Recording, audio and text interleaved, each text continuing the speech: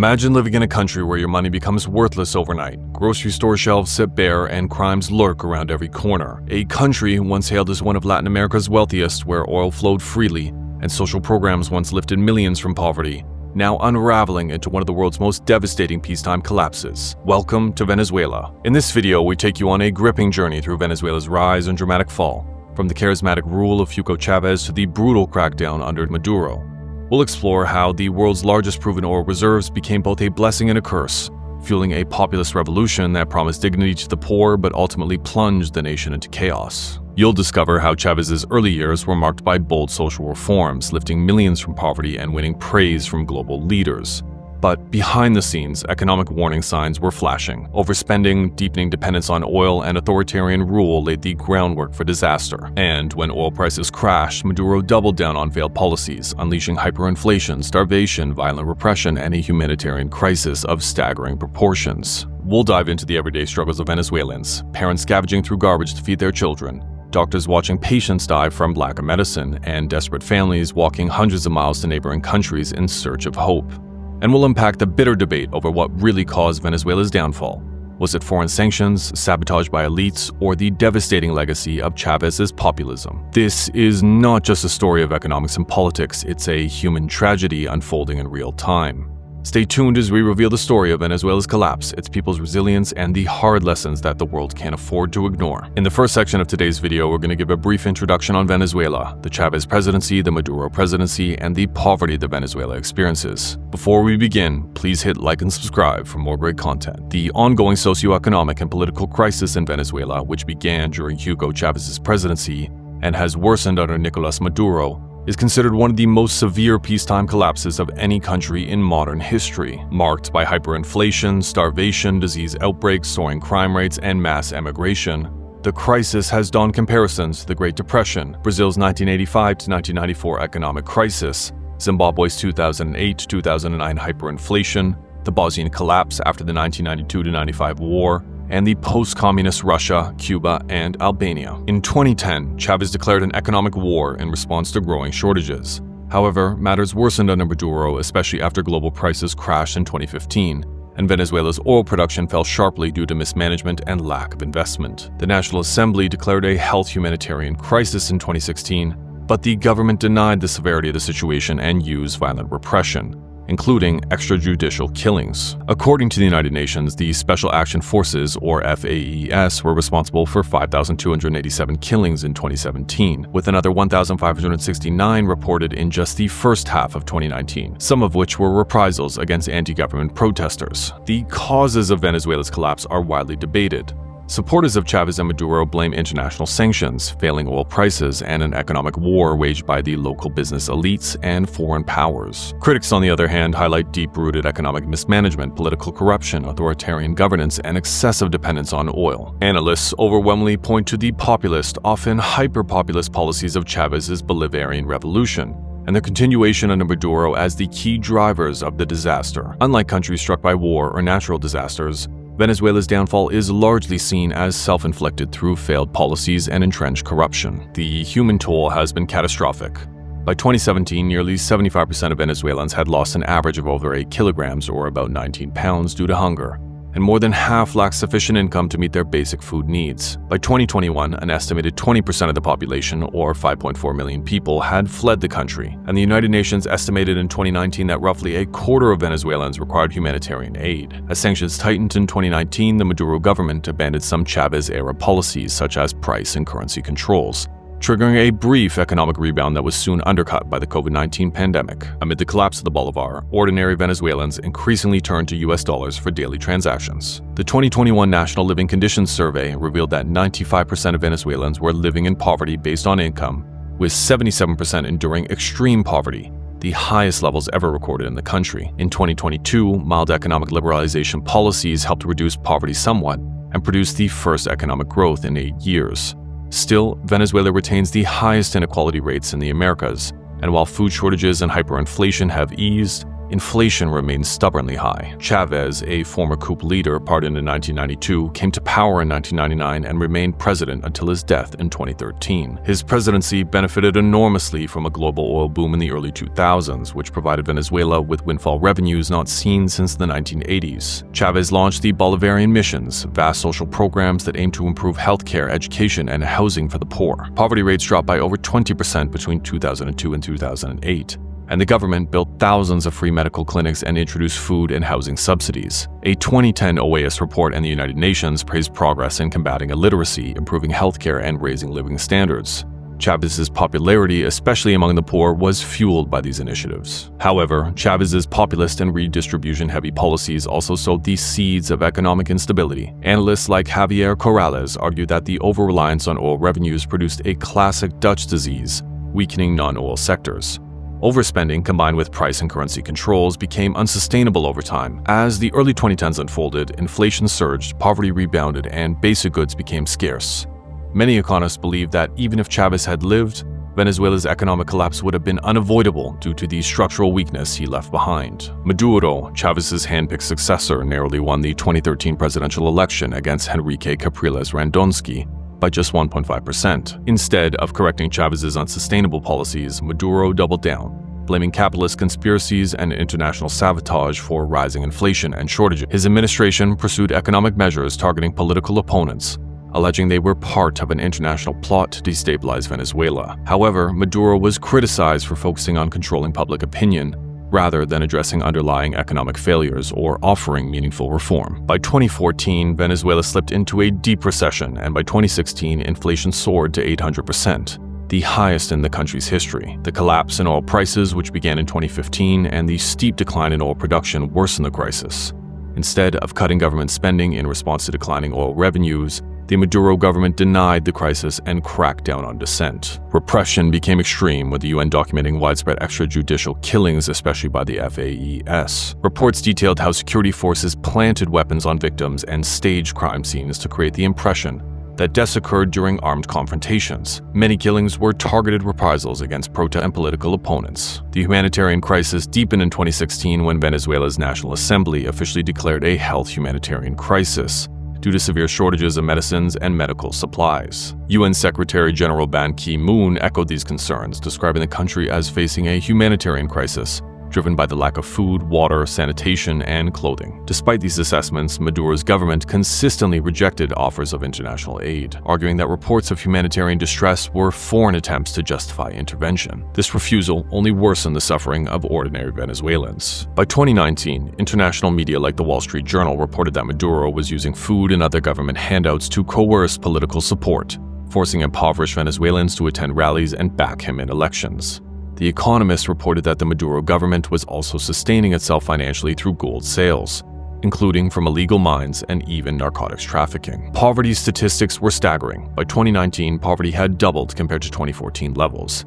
A study from the Andrés Bello Catholic University found that at least 8 million Venezuelans were experiencing food insecurity, and the United Nations reported that by March 2019, 94% of the population lived in poverty and 1/4 needed humanitarian assistance. The 2021 NCAVI survey confirmed that 94.5% of Venezuelans were income poor, with 76.6% classified as extremely poor, the highest figures ever recorded. In response to the humanitarian and political crisis, the European Union, the Lima Group, the United States, and other countries imposed sanctions targeting Venezuelan officials, military leaders, and the oil sector. These sanctions were aimed at punishing human rights violations, undermining corruption, and restoring the rule of the law. Critics of the government's narrative stressed that Venezuela's collapse was primarily due to economic mismanagement, corruption, and the authoritarian concentration of power, rather than the foreign interference of sanctions. While some observers cited the socialist or populist nature of Venezuela's policies as the root of the crisis, others pointed to the broader pattern of using social programs to secure political loyalty. The overwhelming consensus among economists and international analysts was that the crisis resulted from failed domestic policies,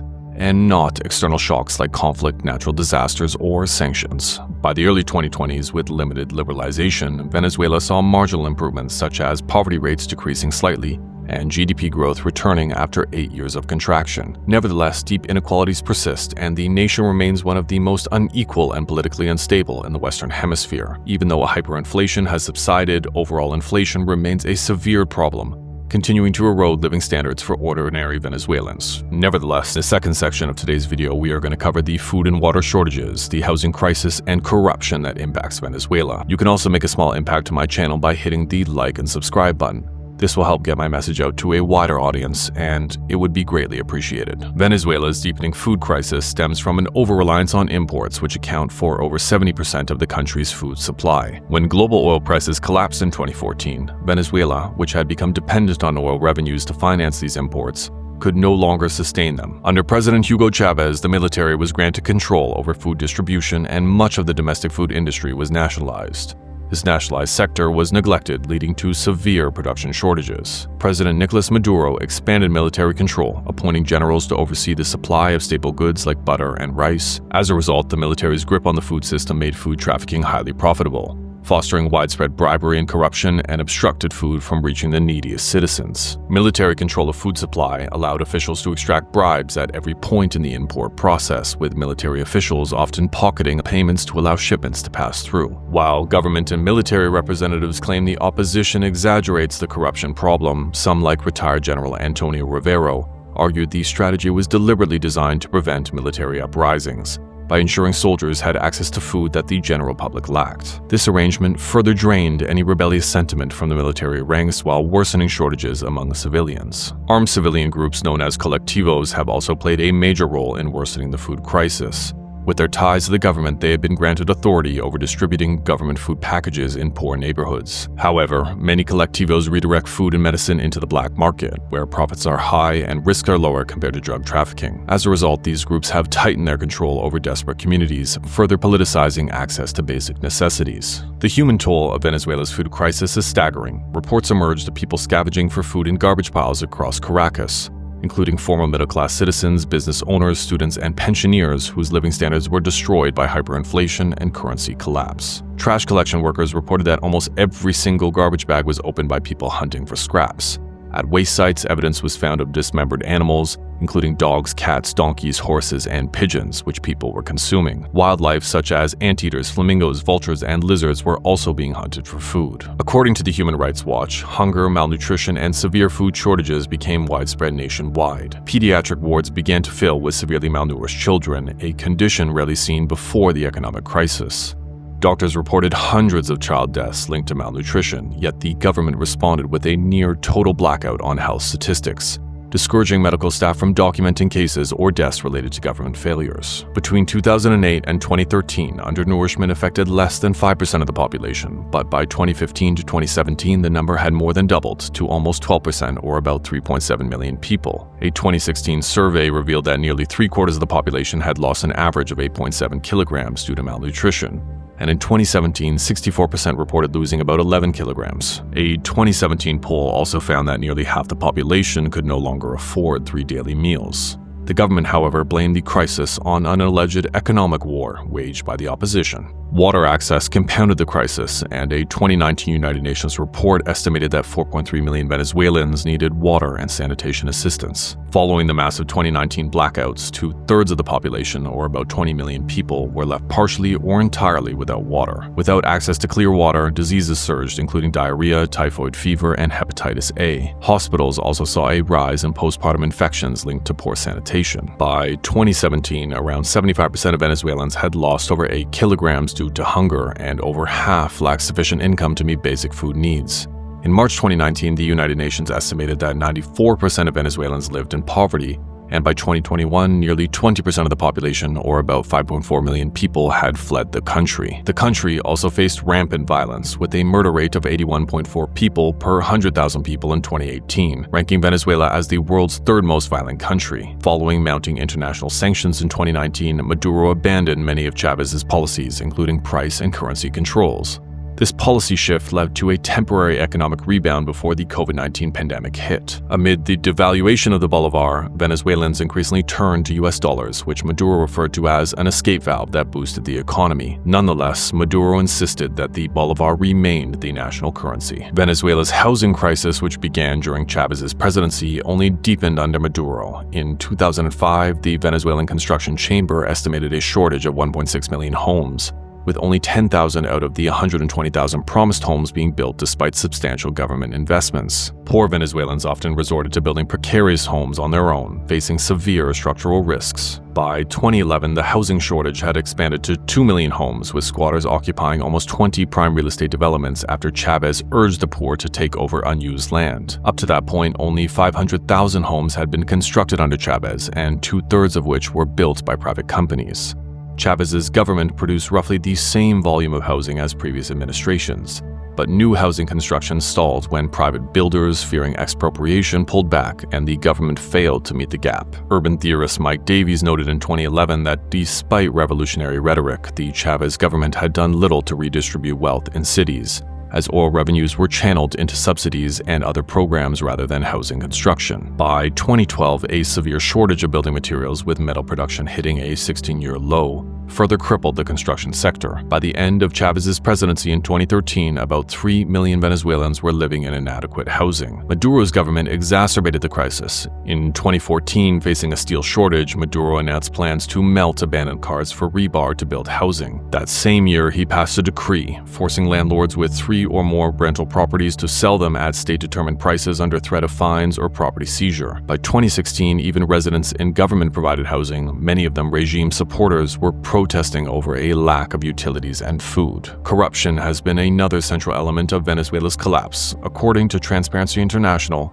Venezuela consistently ranks among the most corrupt countries globally. In 2018, it was among the 13 most corrupt nations out of 180 surveyed, performing worse than most but slightly ahead of countries like Afghanistan, Somalia, and North Korea. Public perception mirrored these assessments. A 2016 poll revealed that 73% of Venezuelans believed their police force was corrupt. The 2018 Latino Barometro report showed that 65% of citizens believed the president was involved in corruption, and 64% believed government officials were corrupt. Frustration over corruption was one of the key drivers behind the 2014 anti-government protests. Once one of Latin America's wealthiest countries, Venezuela's political and economic crisis has been fueled by corruption and chronic mismanagement, leaving its population in one of the most severe humanitarian disasters in the world. In the third section of today's video, we are going to discuss the crime and emigration that is impacting Venezuela. Venezuela's crisis has been marked by soaring violent crime and mass emigration. By 2017, Venezuela had one of the highest violent crime rates globally, especially in homicide. Almost no reported crimes were prosecuted, and the government often withheld crime data. Even in public hospitals guarded by security forces, staff and patients were vulnerable to robbers, as the police were more focused on controlling journalists than protecting people. Allegedly, police often colluded with criminals, taking a share of the stolen goods. The U.S. Bureau of Diplomatic Security identified key drivers of Venezuela's crime wave, which include violent street gangs, corrupt and underpaid police, a politicized judiciary, a dysfunctional prison system, and widespread firearms. Murder was the most common violent crime, with 73 violent deaths reported daily in 2018. The government consistently downplayed or denied crime statistics, but independent groups like the Venezuelan Observatory of Violence, or OVV, reported much higher homicide rates than official figures. For example, in 2015, the government cited a homicide rate of 70.1 per 100,000 people, while the OVV reported 91.8 people per 100,000 people. In 2018, the OVV recorded 23,047 homicides, or 81.4 people per 100,000. Though the decrease from previous years was attributed to mass emigration. The Los Angeles Times described a climate of terror where criminal gangs set road traps to ambush drivers, and dead bodies were common sights along highways. Although most victims were poor, crime affected all social classes, including police and military personnel, who were sometimes killed for their weapons. A grim popular saying in Caracas was, "Before the thieves would only rob you, now they kill you." In response to escalating violence, the Venezuelan government banned certain individuals from owning firearms in 2012. However, the government also empowered colectivos, armed pro-government groups, as enforcers of the Bolivarian Revolution. These groups, often equipped with assault rifles, submachine guns, grenades, and surveillance gear, exercised control over Caracas neighborhoods, where police were largely absent. Chávez's government disbanded the Metropolitan Police in 2011 and increasingly relied on colectivos for security in some areas. Despite government claims that only official authorities were authorized to carry weapons, colectivos operated heavily armed. During the 2014 anti-Maduro protests, colectivos were used to suppress dissent, with the Civil Association for Citizen Control reporting that they were responsible for more than half of protest-related deaths. Human Rights Watch labeled colectivos as armed gangs who use violence with impunity, and Amnesty International described them as armed pro-government supporters tolerated or supported by the authorities. During the 2019 nationwide blackouts, Maduro publicly called on the colectivos to help maintain control, leading to violent clashes with protesters, including shootings. Kidnapping data is scarce and widely considered to underreport the true scale of the problem, partly because paying ransom is illegal and families often negotiate privately to avoid retaliation. Criminologists estimate that 80% of kidnappings go unreported. A particularly common form is express kidnapping, where victims are held for short periods until a quick ransom is paid. Most victims are released, but in 2016, 18 were killed. Kidnappings are concentrated around Caracas and Miranda State. In some high-crime zones, the government established peace zones where official police withdrew, leaving gangs in control. Experts believe these gangs are often armed and financed by the government, with their operations sustained through extortion and drug trafficking. Illegal mining operations have added to the crisis by creating pools of stagnant water, which have fueled a surge of mosquito-borne diseases like malaria. Despite the violent environment, homicide rates decreased from 2019. Next up is the emigration crisis in Venezuela that has become one of the largest human displacements in recent history. Millions of Venezuelans have fled the country since the days of Chávez and Maduro.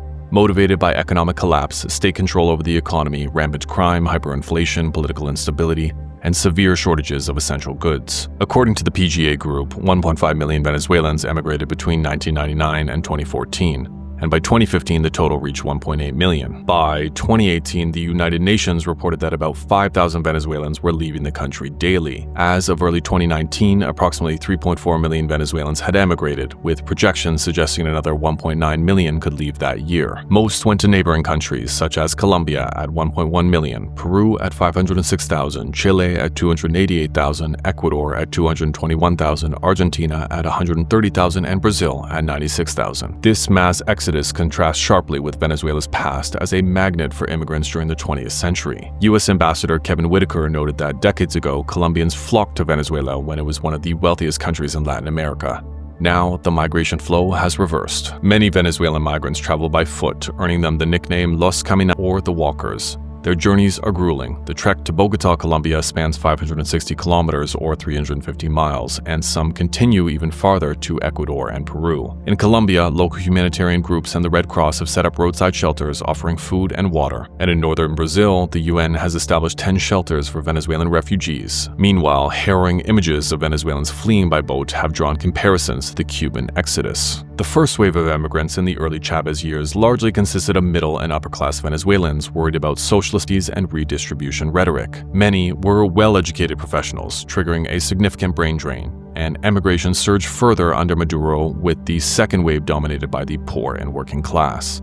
Precisely the groups Chávez once championed. Worsening economic conditions, shortages of food and medicine, and skyrocketing crime drove these individuals to leave. Thomas Perez of the Central University of Venezuela observed that because now everyone is poor, the exodus was increasingly made up of lower-income Venezuelans. Carlos Malamud, an analyst at a Spanish think tank, argued that Maduro deliberately used migration as a political weapon to weaken the opposition. The scale of Venezuelan migration has surpassed the Cuban diaspora in just 4 years, straining the capacity of Latin American host countries. Malamud warned that regional governments are ill-prepared for this scale of migration. The healthcare system has been deeply affected by the crisis, as medical professionals have joined the exodus, often moving to Colombia due to the collapse of Venezuelan health infrastructure, which is plagued by shortages of medicines, supplies, and personnel. Other sectors, including banking, have also been hit hard, with an estimated 18,000 banking employees leaving the country since 2017. The last section of today's focuses on the economy of Venezuela, the economic sanctions that have been imposed against Venezuela, and the humanitarian aid which is helping all Venezuelan citizens. There's also a lifeboat headed your way with a like and subscribe button. You should probably get on board to get more great videos and more great content. Venezuela's economic collapse, widely seen as one of the world's worst in recent history, is attributed largely to policy failures, economic mismanagement, and political chaos. The government under Nicolás Maduro ceased publishing key economic and social indicators, forcing analysts to rely on estimates. In 2019, the International Monetary Fund described Venezuela as being in a wartime economy, and Bloomberg ranked it last on its global misery index for the 5th year in a row. The nation's heavy reliance on oil revenues backfired as oil production plummeted due to years of underinvestment, poor maintenance, and neglect. Experts like Eduardo Fortney predicted it will take over a decade for Venezuela's oil sector to recover. Despite the gravity of the situation, by 2020, the Maduro government loosened several socialist economic policies, including price and currency controls and strict labor laws, and sought rapprochement with business leaders like Lorenzo Mendoza of Empresas Polar. This shift marked a notable political retreat, as Mendoza was no longer publicly vilified by the government. However, any slight recovery observed early in 2020 was swiftly by the global oil price collapse and the COVID-19 pandemic. Sanctions have played a complex role in Venezuela's decline. Countries like the United States, the European Union, and members of the Lima Group imposed sanctions mainly targeting government officials, military leaders, and security forces, citing corruption, human rights, and undermining democracy. The U.S. extended sanctions to Venezuela's critical petroleum sector. However, economists have argued that the seeds of Venezuela's crisis were sown well before U.S. sanctions took hold. Widespread nationalizations, uncontrolled government spending that fueled inflation, rigid price controls that led to shortages, and rampant mismanagement were already destabilizing the country. Reports from Human Rights Watch and Johns Hopkins emphasized that sanctions largely focused on freezing officials' assets and canceling visas, not targeting the broader economy. Exceptions for humanitarian goods like food and medicine were built into U.S. sanctions, though the January 2019 sanctions against PDVSA, the state oil company, did raise concerns about worsening conditions. Sanctions date back to 2011 when the U.S. targeted Venezuela's state oil company, though at the time these sanctions were largely symbolic and did not impact oil sales or Citgo's U.S. operations. In 2015, President Obama issued an executive order labeling Venezuela a national security threat, but it wasn't up until the Trump administration that sanctions broadened to include economic measures. Reports from the UN High Commissioner for Human Rights and other observers consistently noted that Venezuela's economic meltdown predated these sanctions. By 2019, the U.S. escalated efforts to cut off Maduro's access to petroleum revenues. UN Rapporteur Alfred de Zayas called these sanctions illegal, characterizing them as economic warfare, possibly amounting to crimes against humanity. Still, critics, including regional experts, pointed out that the government's own policies would prevent recovery, even if sanctions were lifted. UN Human Rights Chief Michelle Bachelet acknowledged that while sanctions had a worsening effect, the collapse was primarily caused by failing oil prices, corruption, and mismanagement. Meanwhile, Maduro's government blamed the U.S. for over $30 billion in economic losses and rallied diplomatic support from countries like Russia, China, Iran, and Cuba. The COVID-19 pandemic triggered calls from international leaders to suspend sanctions globally, including on Venezuela, but the U.S. instead intensified them. A 2020 report by the Washington Office on Latin America found that while the crisis predates sectoral sanctions, those measures had deepened Venezuela's economic collapse, costing the government up to $31 billion since 2017. When UN Special Rapporteur Alina Tan visited Venezuela in early 2021, she reported that sanctions had caused devastating effects on the economy and population, though she also acknowledged that Venezuela's decline began with the 2014 oil price drop and was fueled by mismanagement and corruption. While the government welcomed Duhan's report, civil society organizations and NGOs criticized it, highlighting the regime's primary role in the crisis. In the last part of today's video, we will discuss how humanitarian aid efforts to address Venezuela's worsening crisis face significant challenges. Beginning in 2018, the U.S. deployed the USNS Comfort to Latin America to help countries strained by the influx of Venezuelan refugees. But attempts to deliver aid directly to Venezuela sparked political tensions.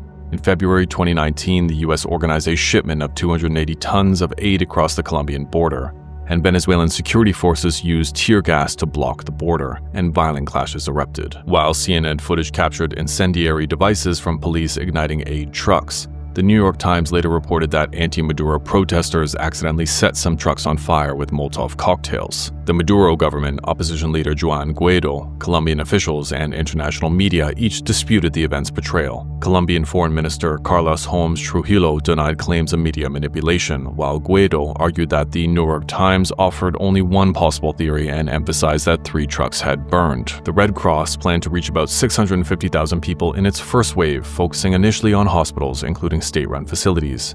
A leaked United Nations report estimated that 7 million Venezuelans needed humanitarian aid, and Red Cross President Francisco Roca emphasized that their efforts would be politically neutral, warning that any interference would be unacceptable. Maduro's meeting with Red Cross representatives in April 2019 marked a rare acknowledgement of Venezuela's humanitarian crisis. The Wall Street Journal reported that this shift was a direct result of sustained domestic and international pressure. While Guaido credited the opposition's efforts, he also warned citizens to remain vigilant against potential government corruption in aid distribution. The first Red Cross shipment arrived on April 16, 2019, but was met with violent disruption from pro-government paramilitaries, highlighting the deep challenges facing humanitarian actors. An April 2021 report revealed that the Trump administration's early 2019 aid push was driven more by regime change ambitions than humanitarian concerns, however. This finding added another layer of controversy to an already deeply politicized crisis, where aid became a battleground in the fight for Venezuela's political future. Overall, Venezuela's story is more than just a cautionary tale of economic collapse or political mismanagement. It's a human crisis that has reshaped a nation and left scars across an entire generation. Behind every headline about hyperinflation, power cuts, and street protests are millions of people fighting every day just to survive. Mothers skipping meals so their children can eat, doctors treating patients without medicine,